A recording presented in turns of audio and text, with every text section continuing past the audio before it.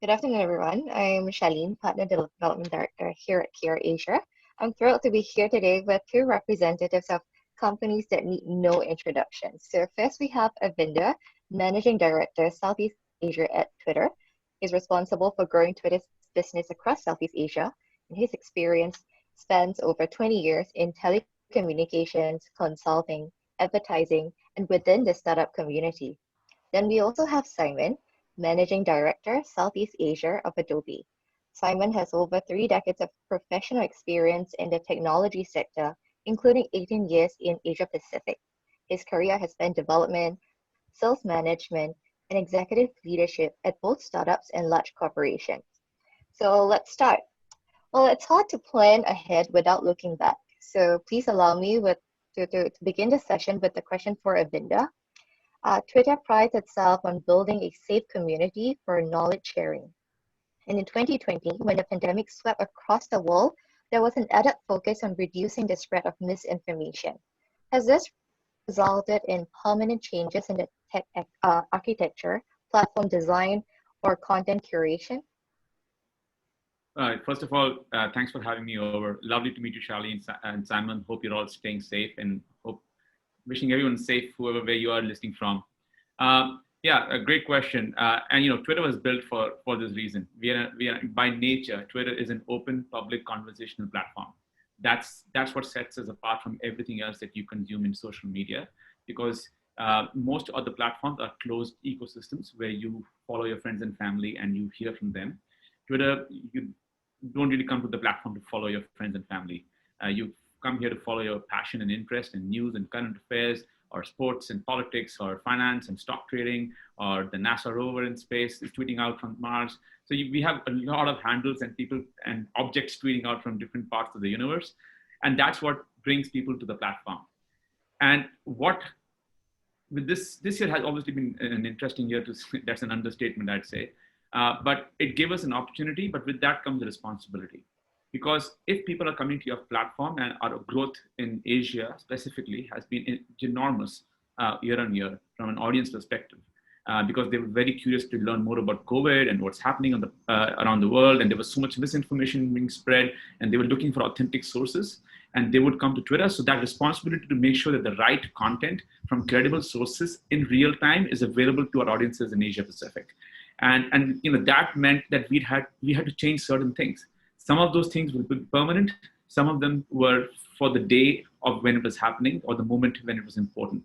For instance, we have something called search prompts, wherein when people search on Twitter, they search for things. And the minute you start searching for COVID, the system would prompt you with content that would automatically show you authenticated, credible, verified sources of information. So a search on Twitter should not lead you to some random person somewhere in the world giving misinformation out. So we were trying to predict and prohibit misinformation being spread. We created a event page, a dedicated page on the platform on our app, wherein it was all about COVID in real time from credible and authentic sources. And being social media, you want to make sure you're connecting to the audiences. The millennials are coming to the platform. So we launched emojis of all things. And that was to make sure that we're connecting with them in the language in which they speak to us. So we launched a safe hands emoji, a stay-at-home emoji, and both of these were done with WHO, partnering with them. And then they talked about it in their press conferences globally. We even did a live Q&A with the World Health Organization. So we did all of this was done with the bias of leaning towards credible, right, authentic, and more importantly, real-time information. Some of these changes, like the events page, the emojis, were kind of permanent. Some of these things were for the moment to make sure that people's awareness is raised and move on to other things. Because Twitter is obviously a platform where you want to know about COVID, but then you want to see what's happening with the Liverpool versus Manchester match, or then you want to see cricket, or you want to see what's happening in the Oscars. So people's interests are there, and they jump from topic to topic, and we want to make sure we are right there for them. Thanks, Avinda. I think the way you guys adapted so quickly was great, and I particularly like the emoji. The little bird is wearing a mask, and that's a very nice touch to show that you guys are in tune with what's happening around the world. Now, Simon, for many in my generation, our first interaction with Adobe was actually Flash Player or Acrobat, which we colloquially call Adobe PDF up until today. And in the last decade, Adobe Creative Cloud, with its suite of apps underpinned by this cloud service, has really become a game changer for creatives all around the world. Adobe continues to dominate the creative scene. However, lately we're seeing new entrants that provide the average man in the street with a graphic design platform and thousands of artistically designed templates and other tools. So I just want to hear what's your take on such solutions? Yeah, thanks, Charlene, and Arvinder, nice to meet you as well. Um, we really love competition, right? That's the software industry. There's continual innovation, and someone always has a great idea, and the power of cloud computing has made access to tech cheaper, faster, and the ability for people to create these things even more so. In the creative space, there's an ever increasing demand for digital content. And as you said, Adobe led that wave for many, many years in the traditional sense when our products were delivered on a CD and put on a desktop. And we're actually a published case study on how we transitioned to be a services-based company coming from the cloud, being able to not just deliver that service from the cloud, but to more rapidly innovate it ourselves. And I would say that it's great that all these different tools are coming around and people could use the term best of breed, which is typical in the software industry. The challenge becomes when they're not integrated and it gets in the way of productive work. And I would say it's one of Adobe's strengths that we really do deliver an integrated solution and capability for creatives to create content and deliver that content so brands can engage with it quickly. And during COVID, of course, we saw people had to pivot, be agile really quickly, had to change. We did a marketer and a consumer survey that we published in August, where we found that consumers really responded positively to those brands that pivoted their content to be more empathetic and to not just the images, but the text as well, and make it relevant and add value to their audience.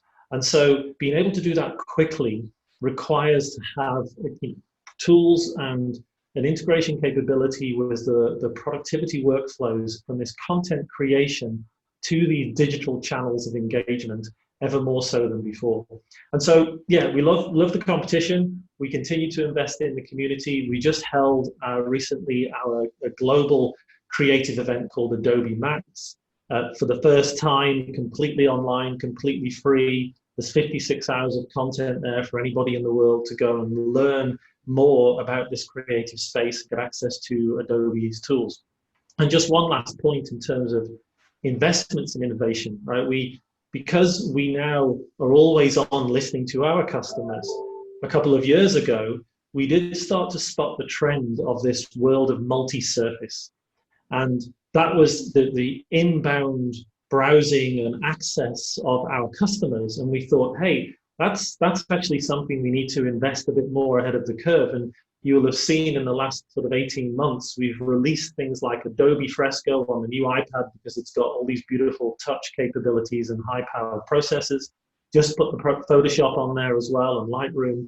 And so we're really going across this multi-surface. And again, instead of creatives having to do things on a high-powered desktop, they can take their creativity with them and use these tools and do more creative work in a variety of situations.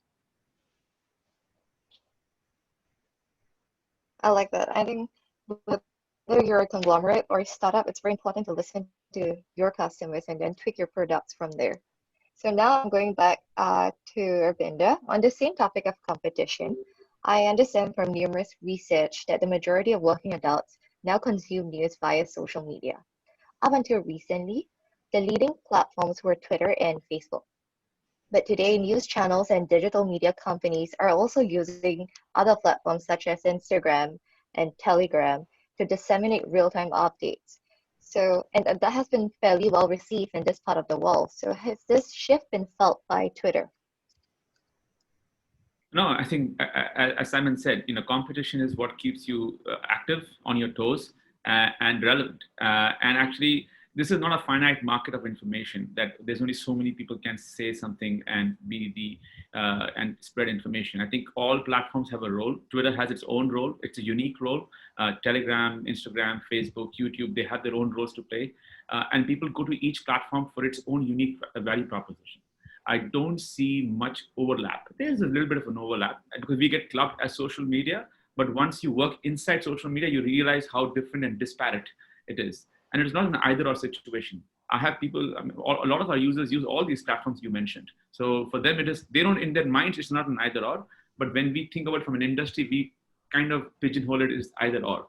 And you know, the biggest difference, as I alluded earlier, is we are an open public platform.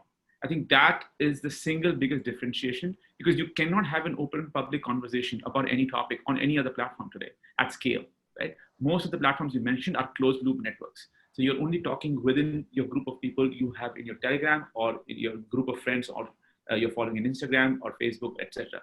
For Twitter, I could reply to Elon Musk today. He might not reply to me, but that's a separate topic. But I can reach out to him. I can consume his tweets.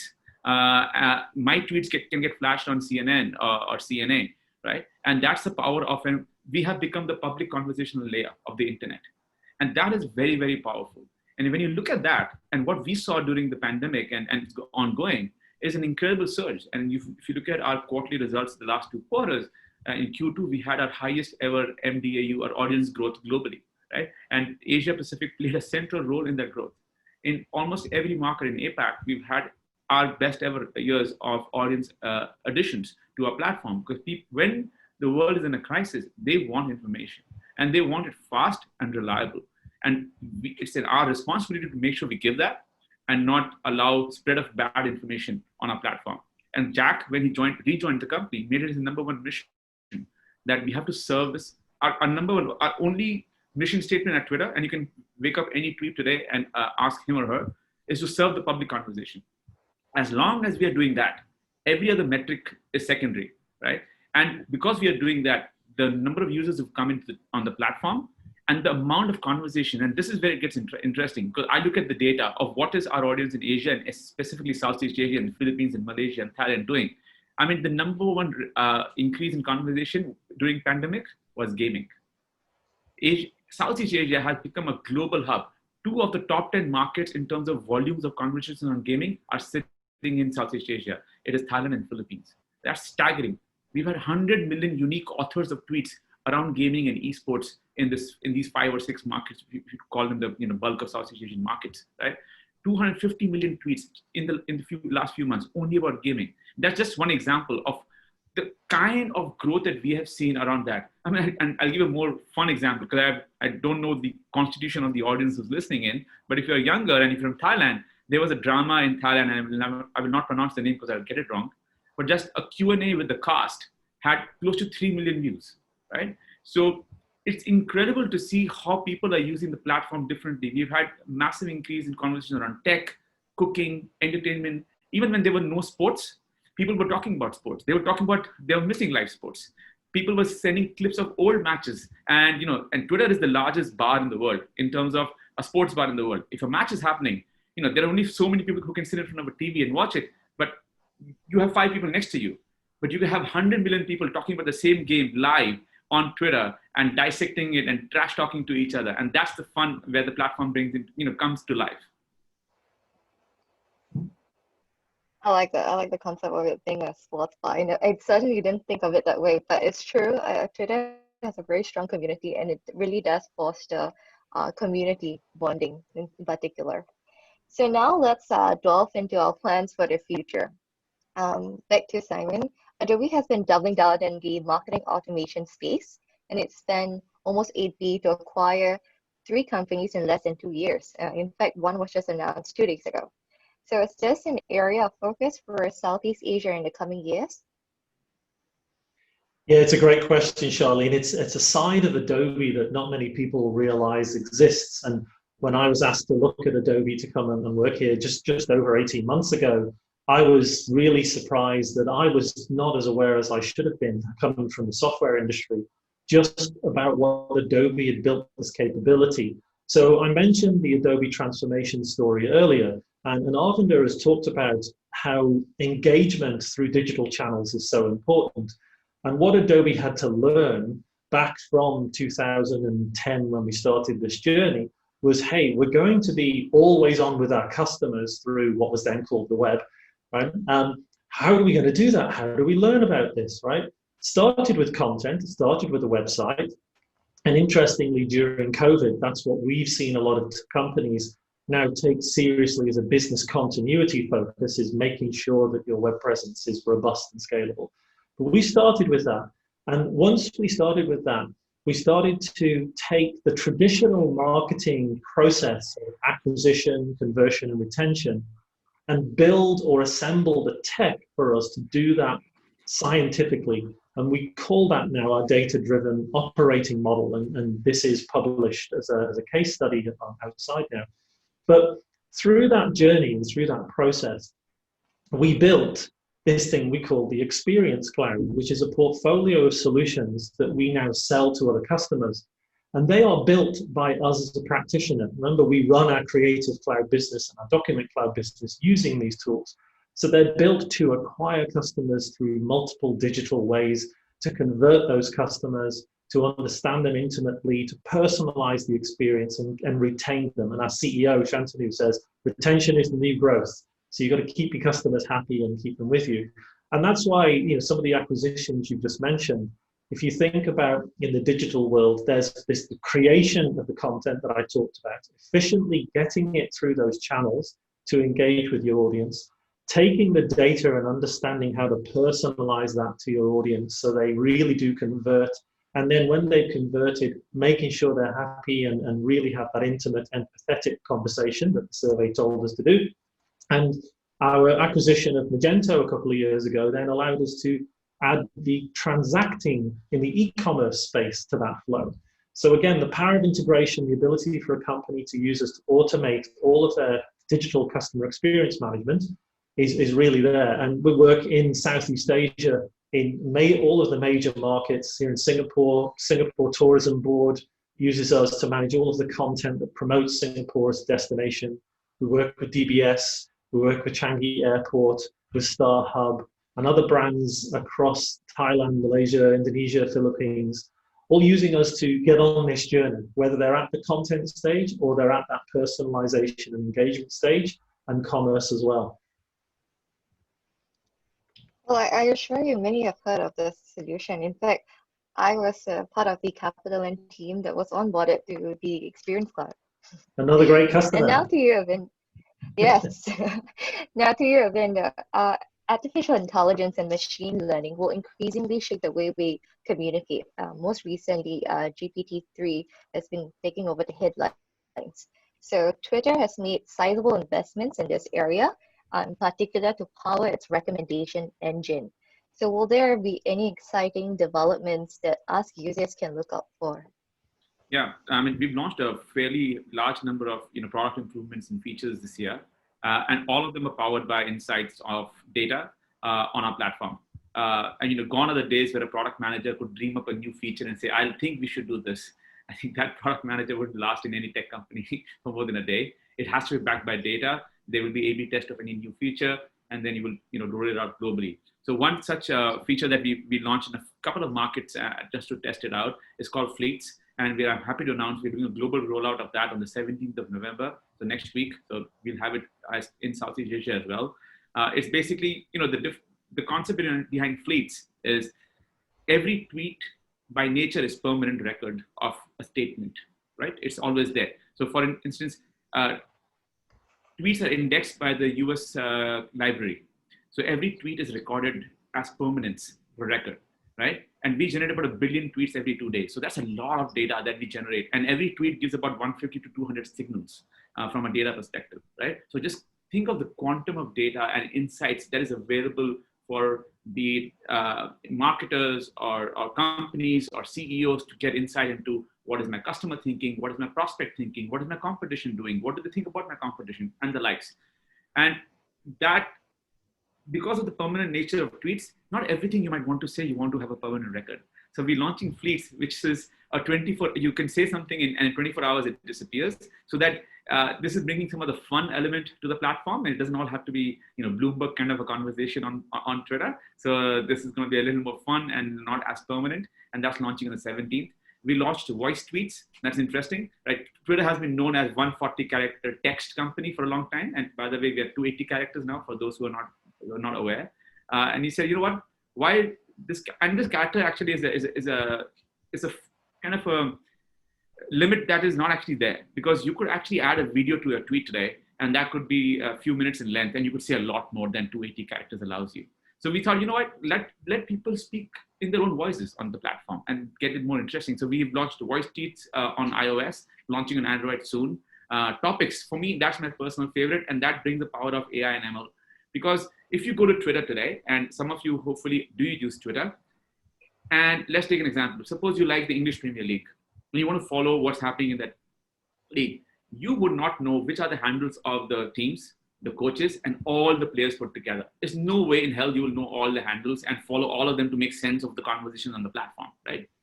So it's on us to make it easier for the user to understand the platform. And there's many topics like this. So what we've introduced using the insights is, why don't I say English Premier League as a topic? You just follow the topic, not the handles and the accounts behind it. And it shows you the best tweets of EPL on a daily basis on your timeline.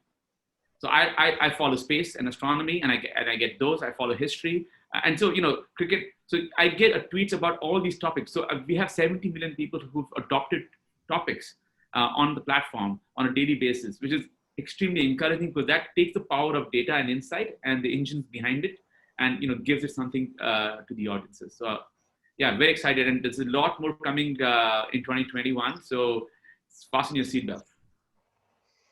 Yes, that does sound very exciting. Okay, now we have several questions from the floor. I think Simon's going to answer one of them. I will read out the question to you. As digital experiences and journeys become increasingly diverse, how are you coming up with new technology to share the current and future products for your company to keep the consumers coming? We briefly touched on this in the previous question, but maybe you would like to elaborate a little bit more. Yeah, thanks. I would, Charlie, because I think this is where the depth of the science comes into play, and we can get into the territory of artificial intelligence a little bit, right? So in Adobe, we call our AI under the banner of Sensei, Adobe Sensei. But it's not always about that, right? Some of it can be automated, but some of it requires still a really intimate understanding of your customer. And it's the space of personalization. So do you know your customer segments? Do you know what kind of promotions you want to map in those segments? And the more you understand about the segments, are you refining those segments to get really micro-targeted? And then Arvind mentioned this, are you A/B testing? Right, so this is where Adobe Sensei comes in. We run hundreds of A/B tests on our website every month, because we've managed to automate the process, and it learns and it feeds us back. And that's now built in our product that customers are using. One of the banks in Singapore already uses that in their credit card business, for example. So, this is, you need to obviously have new products and services, but if you want to bring people to be more aware of those and convert them to paying customers, then the capabilities are there now for you to pick up and use based on years of experience from a practitioner like ourselves. Thanks, Simon. Now I'll move on to the next question. I'll let Vinda take this one. APAC's economy is expected to shrink this year before recovering in 2021. Do you think it will affect your organization with technology rising this year? Yeah, so first of all, before you go and look at 2021, you must look back at 2020, because that has to inform 2021. So the first thing you will realize when you look back is you can't predict 2021, because you couldn't predict 2020. I made 2020 plans in the end of 2019, and that plan is as good as a piece of garbage right now, right? But little did I know that my most aggressive plan for 2020, my team in Southeast Asia is beating it, right? And what you realize when you look under the hood is that actually the things that are planned for 2020, even though we're beating the top line, half of those things didn't come to bear. So there are new things we discovered given what happened in this year, and that is creating a new muscle memory for the organization. So I think for me, the greatest learning is this. You do know that there will be a lot of uncertainty even in 2021. Hopefully, the economy will bounce back a little better, given the positive news of the vaccine. But there are a lot of challenges beyond COVID. There is a lot of political challenges happening in our neck of the woods. In every country you look at, there is some political unrest and conversations happening, and you cannot control any of that. The macro trends around that is something not in anyone's control. So if you know that there is more uncertainty ahead, the only thing you can do to prepare your business is to create a framework for you to react to that uncertainty. You might not know what the uncertainty is, but you need that cross-functional task force who have a decision-making framework that can guide through that at speed. And I think that's the number one ask that most of us as managers, I'm sure Simon will agree with this, is the speed of decision-making during a crisis is the most important part. You may make a wrong decision, but if you make no decision, that's even worse. And from a Twitter perspective, we've been lucky that we've been on the right side of the economy, in the sense that even though the overall GDP may decrease, there are certain sectors who have done well, right? And I'm sure Adobe has had a decently good year as well. And for me, we've actually had a record revenues in Southeast Asia in 2020, which is very strange to think in the middle of a pandemic, my team is killing it. I'm like, guys, do you not realize we're in the middle of a pandemic? So slow down a bit. But that's what uncertainty is all about, right? When it started in the early part of COVID, we were flatlined. In fact, we were dipping below what we thought we could do. But over a few months, I think February, March, and half of April is where we saw the massive dip. But I think from May onwards, we started seeing the upside. And Charlene, if I may just add one point to Arvinder there, he was talking about task forces and so on. And the survey that I mentioned, it was consumers and marketers. We did 1,000 marketers across Asia, and a quarter of them were from Singapore. And the others are India, China, and Australia. And the task force topic came up as a priority for them. And interestingly, over and above North America and Europe. So the Asian companies are more aware that COVID is going to have a more long-term impact, and establishing a task force, to Arvinder's point, that can respond more than once, right, is thinking about the problem continually, was seen as very important by them. Thanks for adding on, Simon. So we have a couple more questions from the floor, but unfortunately we're running short of time, so I got to wrap up. To our audiences watching, we will save these questions and we'll forward it to the company, and we'll see how we can get in touch with you with the answers. And now for the closing, I noticed that both of you talk about authenticity. So for Twitter's case, is to manage misinformation, and then of course to promote the right amount of right content to people who are following topics, for example. And then for Adobe, I know that recently you guys are looking into accrediting or attributing credits to creatives for certain projects. So in your closing, BB, you could touch on this point as a part of the future products or how about your pipeline in terms of product development. Maybe Simon, you'd like to go first? Yeah, sure, Charlene. We actually partnered with Twitter and the New York Times on launching the Content Authenticity Initiative earlier, or late last year, actually. And that was to bring the community together to address this concern about deepfakes and other content being altered, digitally altered. So we just recently entered into beta of putting the attribution tool into our Photoshop product. And we're starting to test that with some users and roll it out to some of our other products as well. So we take it very seriously, and we're trying to do something about it with our products. Yeah, thanks. From a Twitter perspective, I mean, it is the number one task force at Twitter, the health of the conversation on a platform. That's the number one agenda. It's way above revenue. Revenue doesn't feature in the top 3. So from that perspective, for us to get it right is not an option. It is a matter of fact that we have to get it right, because we won't be proud of what happens on a platform. And I think a good evidence of that is what you would have seen happen in the US elections, with certain tweets from certain handles not being showing up, and we flagged them as not true. One of the candidates, there were only 2, whose entire timeline was kind of blocked out because this doesn't seem to be true. And the other thing we've done, and this might sound a little trivial, but actually for me, this is the most important, because we've seen this rise of fake information, right? People just sharing ad nauseum, whatever they get on WhatsApp and line messaging and Twitter and Facebook. And from a Twitter perspective, at least, what we realized is a lot of people get a tweet and they were just retweeting it, right? And this is the classic case of clickbaiting. You just read the headline of the tweet and you just go click, retweet it. And that's where you create these echo chambers of, fake news happening. So now we created a feature that if you're retweeting an article on Twitter, we would give you a pop-up and say, have you actually read the article before you retweet it? So we're giving you a reminder. So we're creating friction in the product, which actually is very contrary to a product because you want to remove friction from usage. But we're actually creating friction from usage to make sure that you're not spreading false information. And if you're spreading it, you've actually read it, and that's something you want to do. And if the information comes out to be incorrect, our systems will take it down. Either the AI will flag it out or human intervention will happen. That's great. I think it's very important, and it's heartening to know that both Adobe and Twitter, who are giants in this space, are taking proactive measures to protect users. Thank you so much, Ravinda and Simon.